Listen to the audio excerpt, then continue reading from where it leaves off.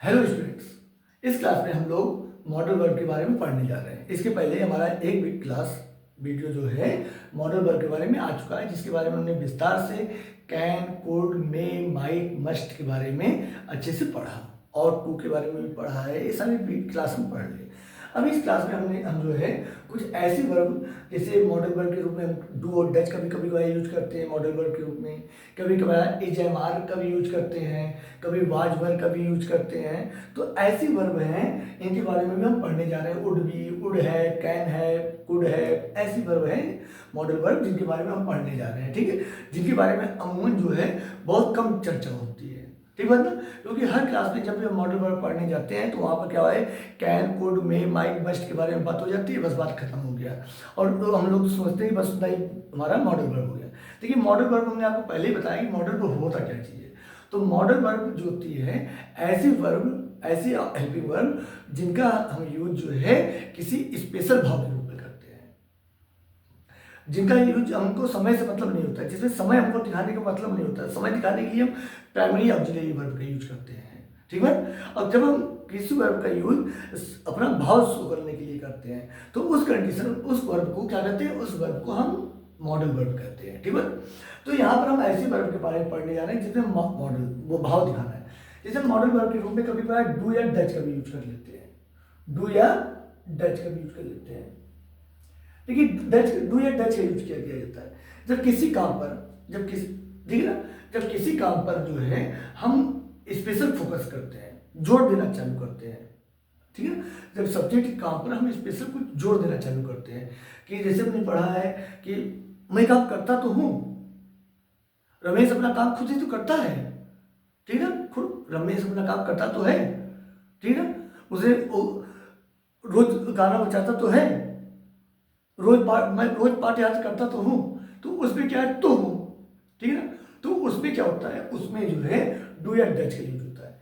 जैसे अगर मान लीजिए कहा जाए मैं सुबह दौड़ता तो हूँ, मैं सुबह दौड़ता तो हूँ। तो इस सेंटेंस में क्या कहना चाह रहा है कि इस सेंटेंस में जो है एक जो है मैं है, सब्जेक्ट जो है, ये क्या करना है, ये अपने काम पे, मतलब क्या करना है, कुछ स्पेशल फोकस करना है, इनका समय से नहीं लेना देना है।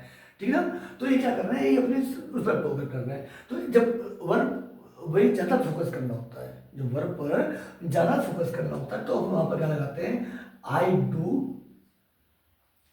Run in the morning, in the morning. Okay, मैं सुबह दौड़ता तो हूँ, एक काम क्या हो गया, मैं खाना खाने के बाद ढेर सारा पानी पीता तो हूँ। ठीक, मैं दिन में 5 रोटी खाता तो हूँ। ठीक है, तो इसके लिए क्या होता है, ये बात होती है। कभी कभार इसी तरह डच का भी यूज हो जाता है, जब हेल्पिंग वर्ब के हिसाब से, तो वहाँ पर क्या हो जाता है, डच का यूज हो जाता है। उसी तरह वाज और वर का भी यूज होता है, वाज और वर का भी यूज होता है। अमूमन जो है, जो सिंपल सेंटेंस होते हैं, सिंपल प्रेजेंट या सिंपल पास्ट के सेंटेंस होते हैं अफर्मेटिव, उनमें क्या होता है, डू हेल्पिंग वर्ब का यूज नहीं किया जाता है। लेकिन ऐसी कंडीशन में जब ऐसा भाव आए, तब हमने कहा ना कि जब भाव शो करना हो तो उसमें क्या हो जाता है, मॉडल वर्ब के रूप में यूज हो जाती है। तो यहाँ पर एक डू हमारा क्या हो गया, एक मॉडल वर्ब के रूप में यूज हो गया। उसी तरह यहाँ पर है कि सुरेश रोज पढ़ता तो था, सुरेश पढ़ता तो था, तो कह रहे सुरेश वाज स्टडीइंग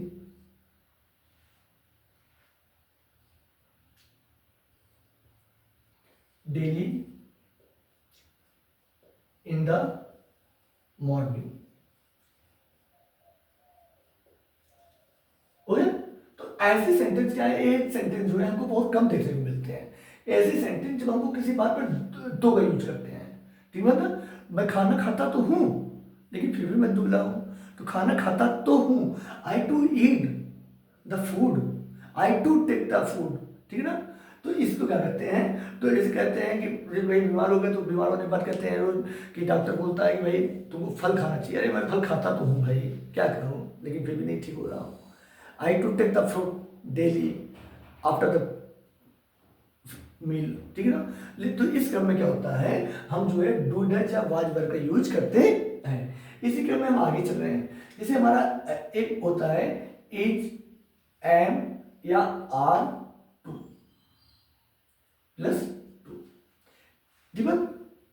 और ठीक है, जैसे कभी कभार हमारा क्या होता है, हम अक्सर जो है अक्सर ये चीजें पढ़ते हैं कि हमने हमेशा ये चीजें पढ़ी है, राम इज प्लेइंग, एक चीज तो हमने हमेशा पढ़ी है एक चीज। लेकिन अगर कभी आपने इसको भी पढ़ा होगा यहीं पर, Ram is to play, Ram is to play, ऐसी भी वर्ब जो होती हैं, जैसे क्या है इसमें एक जो है हमारी मॉडल वर्ब है, क्योंकि इसमें क्या है कि इस वाले में सेंटेंस में जो पहला सेंटेंस है हमारा, इसमें क्या कर रहा है कि ये हेल्पिंग वर्ब के रूप में यूज कर रहा है, हेल्पिंग वर्ब के रूप में यूज कर रहा है कि यहाँ पर क्या कर रहा है, टाइम बता रहा है, टेंस के बारे में बता रहा है। लेकिन यहाँ पे टेंस नहीं बता रहा है, यहाँ पर कुछ स्पेशल भाव बता रहा है। क्या भाव बता रहा है, लेकिन इसका यूज होता है जब हमको कोई काम जिम्मेदारी के शुरू करना पड़े, जिम्मेदारी से करना पड़े, तो वहां पर क्या होता है, वहां पर H2M2 या R2 का यूज होता है। प्रेजेंट में है तो H2M2 R2 का यूज होता है, और उसमें है तो वाज और वेयर टू का यूज होता है, ठीक है, वाज और वेयर टू का यूज होता है, ठीक है। तो एक चीजें हैं जैसे H2M2 R2 या वाज टू वेयर टू, ठीक है। लेकिन क्या है, सब्जेक्ट वही रहेगा, जैसे सिंगुलर सब्जेक्ट है तो इज या वाज, प्लूरल सब्जेक्ट है तो वो आर या वर, और आई एस प्रेजेंट में तो क्या है, जैसे कहते हैं कि मुझे दरवाजा खोलना पड़ा, रात में मुझे दरवाजा खोलना पड़ा, तो क्या जब जिम्मेदारी शुरू है कि उनका काम अपनी जिम्मेदारी से करना पड़ा, मेरी जिम्मेदारी थी क्या करें मजबूर, इसलिए मैं करना पड़ा। तो ये कहते हैं I am to open the door at night, मुझे रात में दरवाजा खोलना पड़ा, I am to open the door at night, okay, I am to open the door at night, मुझे रात में दरवाजा खोलना पड़ा, ये मेरी जिम्मेदारी हो गई। कल जैसे कहते हैं कल तो पार्टी में नहीं आए, अरे मुझे आवश्यक काम के कारण मुझे प्रतापगढ़ जाना पड़ा, I am to go to Pratapgarh, मुझे आवश्यक काम के मुझे due to an urgent work, I am to go to Pratapgarh due to an urgent work, मुझे आवश्यक काम के लिए ऐसे करना पड़ा, ठीक है ना।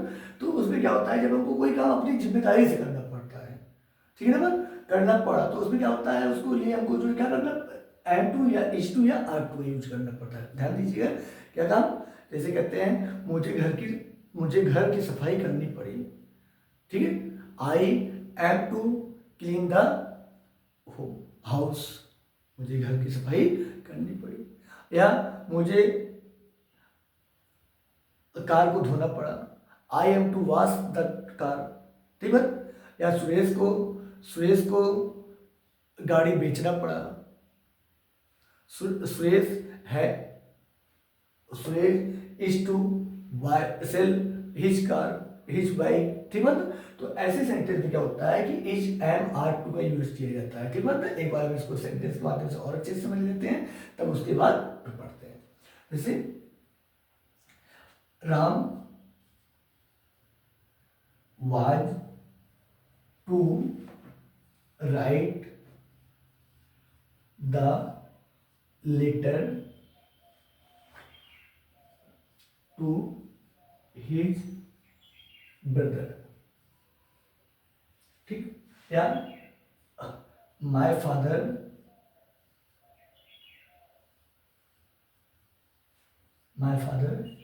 Is to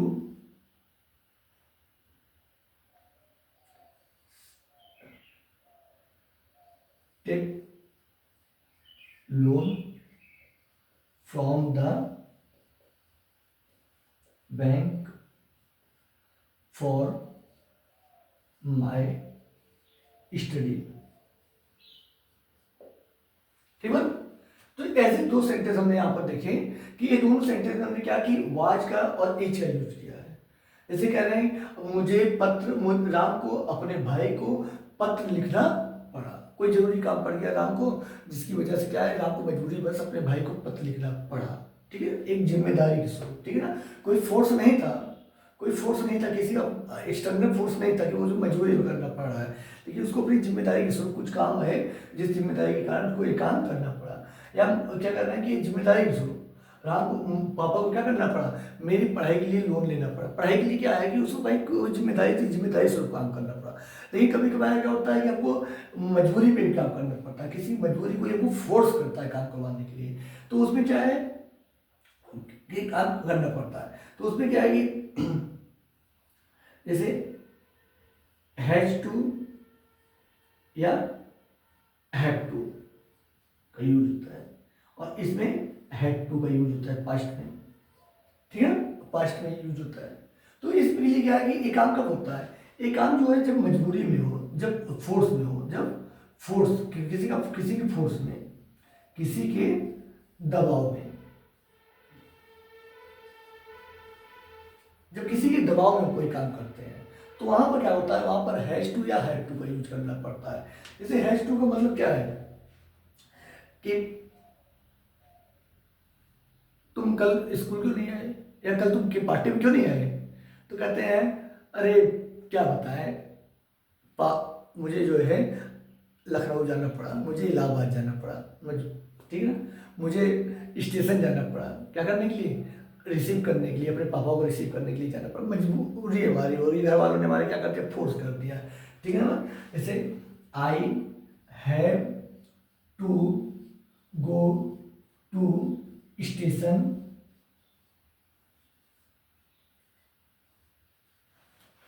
to receive the guest. ठीक है, तो ऐसे सेंटेंस जो है देख रहे हैं आप कि यहाँ पर जब मजबूरी कोई होती है, कोई मजबूरी हो जाती है, तो वहां पर हम क्या करते हैं, हैव टू और हैज इसका यूज करते हैं।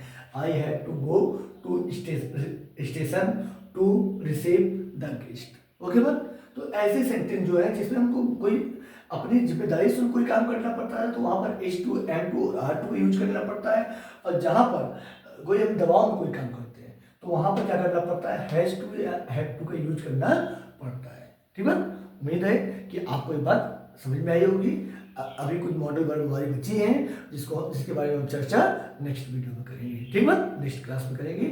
आप अच्छे से पढ़िए। उम्मीद है कि आपको हमारी क्लास पसंद आती होगी। अगर आपको पसंद आ रहा है तो आप इसको प्लीज़ अपने दोस्तों में भी शेयर करिए और वीडियो को लाइक करना ना भूलिए। ठीक है ना, लाइक करना ना भूलिए। और अगर आप अभी तक आपने चैनल को सब्सक्राइब नहीं किया है तो इसको चैनल को सब्सक्राइब कर दीजिए, ताकि देखिए आप चैनल को सब्सक्राइब करेंगे तो हमारा भी हौसला बढ़ता जाएगा। इसलिए हम आपके लिए कितना सारा ढूंढ ढूंढ कर लाते रहते हैं कि भाई देखिए क्या है कि आपको नया नया नॉलेज मिले। और उम्मीद है कि आप इसके बारे में कोई भी क्लास आप देख लेंगे, कितने भी क्लास आप देखेंगे, आपको ऐसी चीज़ें आपको जल्दी नहीं मिलेंगी। ठीक है।